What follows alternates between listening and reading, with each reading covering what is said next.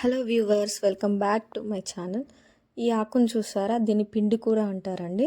ఇది ఊర్లలో పొలాల పొంటి బాగా దొరుకుతుంది. మెయిన్గా వర్షాకాలంలో దొరుకుతుంది. అడవుల్లో పక్కకు నార్మల్గా వాటర్ ఎక్కడ ఉంటే అక్కడ ఎక్కువ దొరుకుతుంది అనమాట. ఈ ఆకు చాలా అంటే చాలా హెల్దీ. ఈ ఆకులో పువ్వులు కూడా ఉంటాయి. పిండి కూర అంటే కొంచెం పిండి పిండి పువ్వులు ఉంటాయి. ఇది లేత ఉంది కాబట్టి దీంట్లో ఏ పువ్వు రాలేదు. సో మళ్ళీ అది చూసి ఇది కాదేమో అనుకోకండి. ఇది పిండి కూరనే, దీంట్లో పువ్వులు వస్తాయి అనమాట. పువ్వులు రాలేదు, ఇది లేత ఉంది కాబట్టి ఇంకా కాలేదు.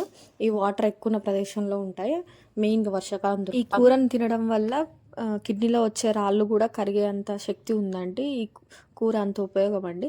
అండ్ నడుములకు చాలా మంచిదంట, చాలా హెల్ప్ చేస్తుందంట. ఇయర్లో ఒక 2 times అన్నా తినాలని అంటారు ఈ కూరని. ఇది వండే విధానం చాలా సింపుల్ అండి. ఫస్ట్ ప్రాసెస్కి వెళ్ళిపోతే, ఫస్ట్ ఆకులను తెంపుకొని అవి బాగా వాష్ చేసి కట్ చేసి పెట్టుకోవాలి. తర్వాత ఒక కడాయి తీసుకొని అందులో ఆయిల్ వేసి ఈ ఆకులని వేయాలి. వేసి బాగా కలుపుకోవాలి. నార్మల్ ఆకుకూర లాగానే బాగా ఆయిల్లో బాగా ఉడకనించాలి. తర్వాత ఇది ఉడికేంత వరకు మనం వెల్లుల్లి కారం చేసుకుందాం. ఒక 10-12 వెల్లుల్లి తీసుకోవాలి. అందులో తగినంత కారం అండ్ తగినంత ఉప్పు తీసుకొని బాగా మిక్సీ పట్టుకోవాలి.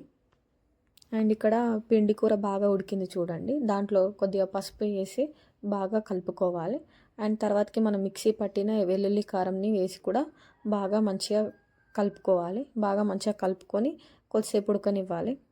మనం మిక్సీ పట్టిన కారంలో కొద్దిగా వాటర్ వేసుకొని కూడా ఇందులో పోసుకోవచ్చు. అంటే కొంచెం కన్సిస్టెన్సీ బాగా ఉంటుంది కాబట్టి దాన్ని బాగా కలుపుకోవాలి. వాటర్ వద్దనుకుంటే స్కిప్ చేయండి. అంతేనండి, ఎంతో హెల్తీ అయిన పిండి కూర రెడీ.